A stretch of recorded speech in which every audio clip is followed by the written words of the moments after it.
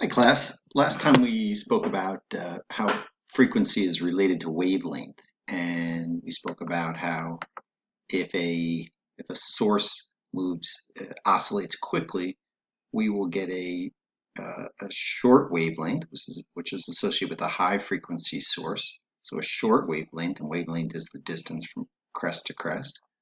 And if the source oscillates more slowly, we're going to get a relatively long wavelength. And so we simply said higher frequency oscillations will result in shorter wavelengths. So we spoke about that.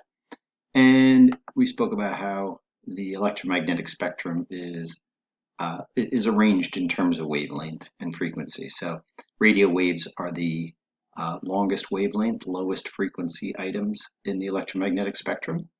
And infrared is a higher frequency and shorter wavelength. And we go through the visible light, and our X-rays and gamma rays are very high frequency, very short wavelength waves. But what we want to talk about today is that the frequency is not only related to the wavelength, but the frequency is also related to the photon energy. So if you remember, Einstein said that light travels like little packets of energy, and we call those packets of energy photons. So let's look at here. You can see light um, coming out of let's say a flashlight. This is a red light, and it consists of all these little bundles of electromagnetic energy. So a photon is just a small bundle of electromagnetic energy that stays together. But what Einstein also said was that these bundles of energy vary by frequency. According to this formula, E equals HF. So, oops, let me go back just a second there. E equals HF. So down here on the bottom of the screen, you'll see this equation. Energy equals H times F. So the energy of a photon is a constant. H is called Planck's constant times frequency. So all you really need to know is that the energy is directly related to the frequency. As the frequency goes up, the energy of the photon also goes up. All right. So what you see here is each photon has a certain amount of energy, and that amount of energy is Planck's constant times the frequency. Planck's constant is a really, really small number. So each photon has a small amount of energy to it. But as we change the frequency, as we make the frequency higher, the photons of energy will have more energy. So red light photons will have a certain amount of energy, but other photons will have a different amount of energy.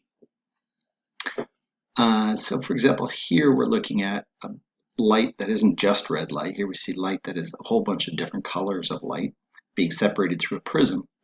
And you remember, red light is the lowest frequency of all the visible light, and blue light is the highest frequency. So we're going to represent the high frequencies with a big F, and the low frequencies with the lower frequencies with a small f. When you multiply the frequency numbers by Planck's constant, you get the energy. And so blue light has the highest energy. The photons of blue light have the highest amount of energy, because they are higher frequency. Let me just pause that. Oops.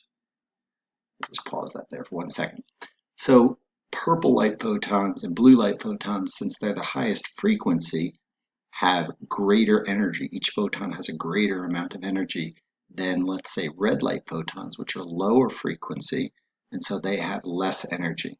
So just remember, higher frequency means more energy. Each photon is a little bundle of energy. Higher frequency photons will have more energy, and lower frequency photons will have less energy. And it's a very simple equation. The energy equals this Planck's constant times the frequency. Again, Planck's constant it's just a very, very small number. It's like 0.0000, a whole bunch of zeros, and then a 6. And so each photon has a certain amount of energy, but the higher frequency photons have more energy, and the lower frequency photons have less energy. Okay? And if you want to see Planck's constant, exactly, here's Planck's constant here. Planck's constant is 6 times 10 to the negative 34. So it's a very small number. So photons don't have a lot of energy, but they do have a certain amount of energy. But the key point is that energy changes with frequency. All right, let's go back here.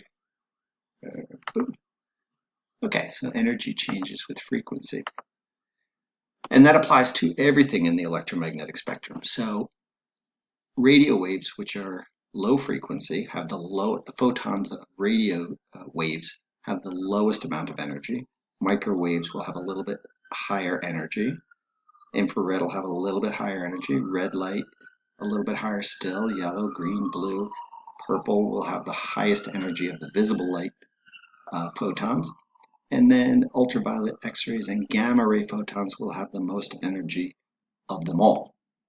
So the photon, that little packet of energy that stays together, the energy is related to the frequency. Low frequency photons have low energy, high frequency photons have high energy. All right, so let's just conclude everything we put together here. So the energy of a photon is related to its frequency. It's related according to this formula, E equals hf, where h is Planck's constant, which I showed you. It's 6 times 10 to the minus 23, so it's a small number. And this formula shows us that energy is directly related to frequency. It's energy equals a number times frequency. So it's a direct relationship, meaning higher frequency gives us higher energy photons, and lower frequency waves mean we have lower energy photons. If we restrict ourselves to just looking at visible light, since red light has the lowest frequency of all the visible light, red light would have the lowest energy photons. And purple light, since it's higher frequency, purple or violet light would have the highest energy photons of the visible light. There's a relationship, as we discussed last time, between frequency and wavelength. Higher frequency gives us shorter waves, shorter wavelengths. Lower frequencies give us longer wavelengths, and all electromagnetic radiation travels outward from the source at 300 million meters per second. Okay, but the key thing is the energy of a photon is related to its frequency, and higher frequency photons carry more energy. That's why we have to wear lead vests when we go to the dentist office, because we need to protect ourselves against those high energy X-ray photons, where visible light photons aren't particularly dangerous to us, and radio wave photons aren't particularly dangerous to us because they have lower energy. So higher frequencies mean higher energy photons. All right, well, I hope you enjoyed this and have a great weekend. And if you have any questions, of course, call or email me. And I hope you are all doing well. All right, so just fill out the Google form associated with this, and we'll talk to you soon. Thanks. Bye.